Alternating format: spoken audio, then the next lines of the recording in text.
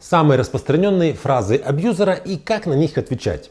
В этом видео я приведу несколько таких основных фраз абьюзера, и самое главное, что я вам покажу алгоритм, как можно на них так отвечать, чтобы вот это разрушительное действие этих фраз, оно нивелировалось. Дело в том, что, как правило, абьюзеры используют фразы, которые имеют определенный такой манипулятивный контекст. Если вы поймете, как правильно вот эту манипуляцию рассекать, абьюзер не сможет с помощью этих фраз контролировать вас, унижать, оскорблять. То есть вот те цели, которые он, возможно, преследует, он их просто не добьется. Меня зовут Евгений Масеев, я психиатр и психотерапевт. Сегодня мы с вами разбираем фразы абьюзера и как, собственно, им противостоять. Если вам кажется, что эта тема интересна, а мне кажется, что это интересно, ставьте лайк под видео, подписывайтесь на мой канал, поделитесь этим видео в своих соцсетях, и мы начинаем. Фраза «ты ничего вообще не понимаешь». Представьте, что у вас какой-то конфликт, вы пытаетесь о чем-то договориться, у вас не получается договориться, и в какой-то ситуации он просто говорит «ты на самом деле ничего не понимаешь». Если особенно такая ситуация, что абьюзер это мужчина, а вы это женщина, и как-то вот вы понимаете, что он, в принципе, умнее вас, в том плане, что вот на работе где-то там он у себя умный, там, где он начальник, он там начальствует умный, или там, скажем, у него по образованию он как-то вот более умнее вас, то вы как будто бы можете пойти на поводу этого, что, может быть, на самом деле он что-то такое понимает, чего я не понимаю. Или, в принципе, вы считаете, что этот человек не глупый.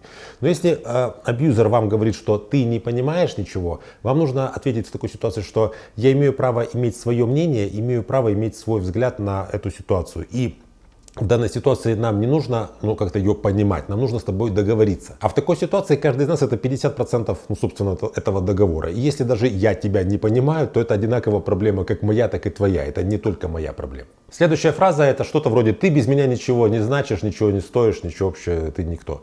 То есть это ситуация, когда абьюзер старается занизить вашу самозначимость, как-то пошатнуть вашу самооценку, чтобы повысить свою какую-то переговорную позицию, силу своей переговорной позиции.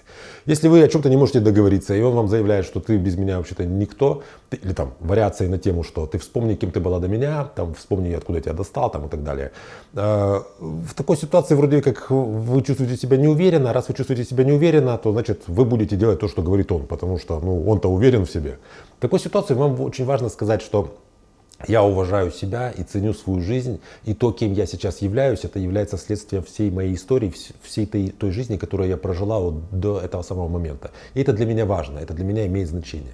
В такой ситуации его вот эти попытки вас как-то обесценить, они будут упираться на вот такую уверенную вашу позицию, что ты можешь считать, что я без тебя никто, и что я ничего не означаю, но я-то понимаю, что я сама для себя ценна. И получится, что твое это обесценивание, оно как бы вторично по сравнению с моей уверенностью в себе. Очень частая фраза «ты слишком чувствительная», «слишком ты ранимая», «слишком ты какая-то у тебя глаза на мокром месте». Это такой вариант, в принципе, газлайтинга. Это когда, скажем, мужчина, абьюзер как-то обидел женщину, женщина как-то реагирует, скажем, она, не знаю, плачет или как-то у нее она вошла в эмоции, в гнев какой-то. И мужчина ей говорит, что ты слишком чувствительна. Вроде как это твоя проблема, что ты какая-то эмоционально неустойчивая. В такой ситуации важно сказать, что я имею право чувствовать то, что я чувствую, и мои эмоции, они имеют значение вне зависимости от того, какой окрас они имеют. То есть, если это положительные эмоции, они для меня так же важны, как если это, скажем, эмоция грусти или злости. Это для меня важно, это то, что во мне есть. И эти эмоции могут быть вызваны какими-то внешними факторами, которые связаны с тобой, например, твоим поведением, так и, может быть, с тобой и не связано. Это мои эмоции, это мое богатство, это что-то значимое для меня. Ты не можешь мне говорить о том, слишком я чувствительная или не слишком я чувствительная. Часто бывает так, что абьюзер и жертва абьюзера постоянно ссорятся, особенно на излете отношений, и постоянно речь идет о каком-то расставании, и абьюзер удерживает жертву фразами типа «ты никогда не найдешь никого лучше меня для себя». В такой ситуации нужно просто ответить, что я сама себе решу, что для меня лучше. Потому что когда абьюзер говорит, что ты не найдешь никого лучше меня для себя, в этот момент он в это свято верит, потому что он для себя наилучший. И когда он говорит, что ты никогда не найдешь никого лучше меня, то с его позиции оно так как бы и есть. Но с вашей точки зрения это не так, потому что для вас самым важным человеком должны быть вы.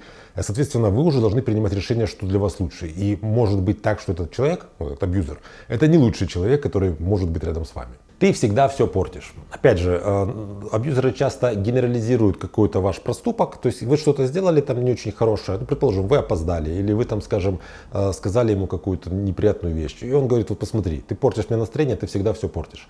Вам нужно сказать, что, ну да, возможно, сейчас я сделала что-то не очень хорошее. Возможно, сейчас я совершила ошибку. Но ведь все люди совершают ошибки. И время от времени вот я совершаю ошибку. Это не означает, что я всегда совершаю ошибки. И все, что я делаю, это вот какие-то вот, косяки, что я все порчу. Это ты здесь перегибаешь. Еще одна очень коварная фраза, которую может использовать абьюзер, это когда он винит вас своей любовью.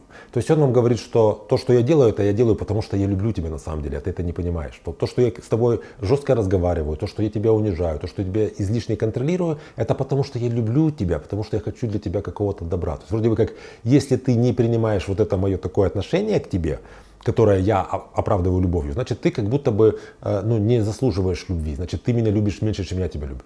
В такой ситуации нужно просто объяснить, что любовь не оправдывает унижение, контроль и оскорбление. То есть, если вы оказались в абьюзивных отношениях и по отношению к вам используются какие-то такие фразы, первое, что вам нужно сделать, вам нужно их исследовать и, так сказать, собрать эти фразы. Вам нужно их либо как-то в голове собрать, либо просто повыписывать себе где-то на бумажку, чтобы вы понимали, что это за фразы. Скорее всего, плюс-минус это будут одни и те же повторяющиеся фразы, и когда вы сможете их вот так вот выписать и исследовать, вам нужно вот это вот перекручивание, а манипуляция это всегда перекручивание. Когда я тебя контролирую, но говорю, что это любовь. Когда я тебя оскорбляю, но потом говорю, что это ты слишком чувствительно реагируешь, а не что мое какое-то вот к тебе послание, какие-то мои слова были слишком травмирующими. Так вот, вам нужно вот уже на холоду, в спокойствии, когда у вас будут выписаны все эти фразы, взять их и вот это перекручивание раскрутить.